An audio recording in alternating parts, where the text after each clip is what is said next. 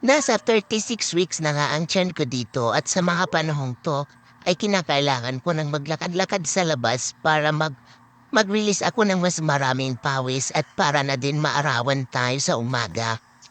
Medyo nahirapan na nga si Inday magsuot ng medyas diyan, pero kering-keri lang naman 'yan. Wala tayong ibang aasahang magsusot ng medyas kundi tayo lang din kaya para-paraan na lang. At bago ko nga diyan inumpisahan ang paglalakad-lakad ay nag-uunat-unat muna ako. Maaga nga akong umalis at ayan, wala pang araw at medyo makulimlim din. 6:00 ng umaga ako nagpunta at may dala nga akong payong dahil medyo mambon din. Maigi na yung naka-ready tayo, baka umulan ng malakas. Ay aba tayo ay mababasa, mahirap magkasakit, buntis pa naman. Pagdating ko nga ay uunti lang ang taong naglalakad.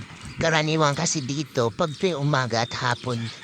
Ay maraming ang mga tao dito naglalakad-lakad din, nag exercise yung iba nagpapahangin. Pero sa panahong ito ay kukonti pa lang at maaga pa nga. Ayan, meron diyang isa si tatay, araw-araw yan nandyan. Araw-araw na nga akong nagpapapawis dyan simula ng sinimulan ko yan ng 36 weeks ang tiyan ko. Naglalakad-lakad ako araw-araw hanggang sa makapanganak nga ako at ayan kahit maraming tain ng aso, iwasan na lang natin dahil meron din mga aso na naglalakad-lakad dyan. At umuwi na nga ako at nakaabang nga pala yung pusa namin na sakitin. Kawawa naman yan, matanda na yan eh. Hindi ko nga alam na naiwan ko pala yan sa loob ng bahay. Buti at hindi nga umudo. At ako nga ay uminom din agad ng tubig dyan dahil grabe, sobrang uhon-uhaw ako.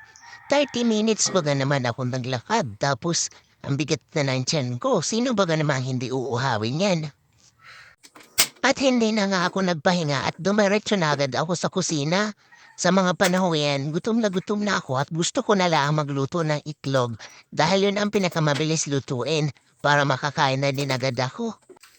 Nilagyan ko nga rin pala ng 2 buong bawang dahil kakainin ko yan ng buo. Siyempre, buo ko nilagay, di kakainin ko din ng buo. Kaya rin ba kumakain din kayo ng buong bawang?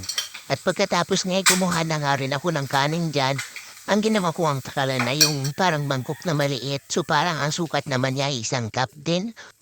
Pagkatapos ko ang kumain, ay kailangan ko pang magbilang ng 2 oras para kumuha ulit ng blood sugar ko at araw-araw din ako monitoring sa mga panahong yan. Merendahan na nga at hindi na nga ako nagmerenda na kung ano pa at ito nga lang dates ang kinain ko.